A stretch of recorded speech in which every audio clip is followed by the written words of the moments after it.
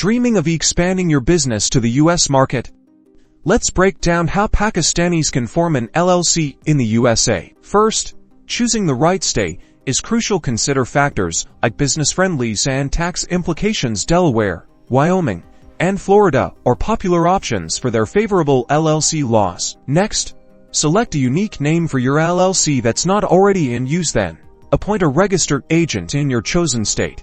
This agent will receive legal and official documents on your company's behalf. You'll need to file articles of organization with the state. This document includes key information about your LLC, like its name, address, and purpose. Most states offer online filing options. This must be done with total accuracy. After the state approves your LLC, apply for an employer identification number, or EIN, from the IRS. This is like a social security number for your business and is required for opening a bank account and paying taxes.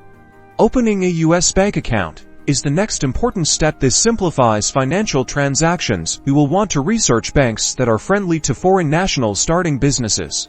Don't forget about federal and state regulations. Ensure your LLC complies with all applicable laws. Consult with legal and tax professionals for guidance. Forming an LLC in the USA from Pakistan requires careful planning and execution. By following these steps and seeking expert advice, you can successfully establish your business presence in the US.